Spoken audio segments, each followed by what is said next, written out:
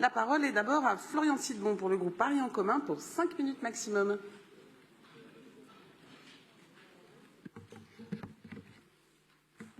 Voilà. Pardon, Madame la maire, mes chers collègues. Depuis près de 60 ans, Ariane Mouchkine nous fait voyager d'un pays à l'autre, d'une époque à une autre, à travers des pièces qui racontent toujours une page de l'histoire. Le Théâtre du Soleil, installé à la cartoucherie de Vincennes, est sans aucun doute une exception culturelle, une aventure unique. Aujourd'hui, connue, reconnue dans le monde entier.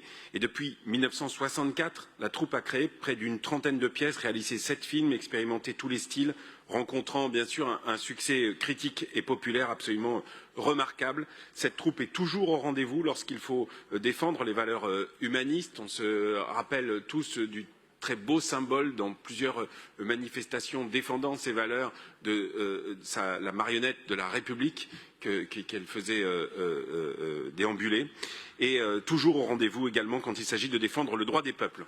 Pendant 12 jours, Ariane Mouchkine et l'Esprit du Soleil se sont donc installés dans un pays en guerre, à Kiev, du 23 mars au 5 avril dernier. 120 stagiaires, jeunes actrices et acteurs, sont venus de toutes les régions d'Ukraine, Kharkiv, Odessa, Lviv, Mykolaïv ou Kiev, pour apprendre et partager la façon de faire du Théâtre du Soleil.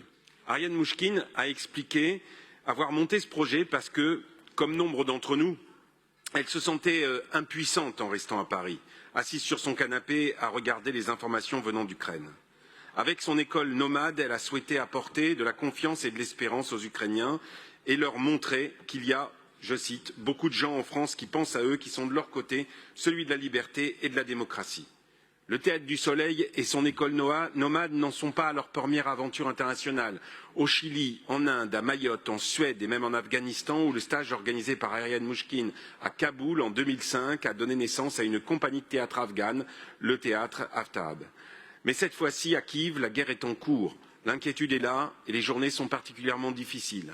Alors dans ce chaos, il fallait réussir à transmettre de la poésie et à faire naître la vie. Cette aventure théâtrale est sans doute un grain de sable dans la guerre, mais je crois qu'au-delà des multiples actions de solidarité mises en œuvre par la ville depuis le tout premier jour de la guerre, c'est une très belle façon de transmettre aux Ukrainiennes et aux Ukrainiens un souffle d'espoir et de poésie.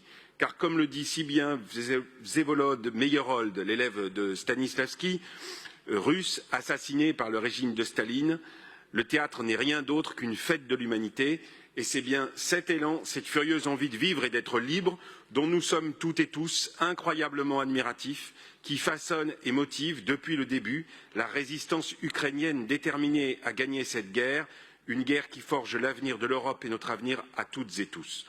Je vous encourage donc évidemment à voter cette délibération. Je vous remercie. Merci beaucoup.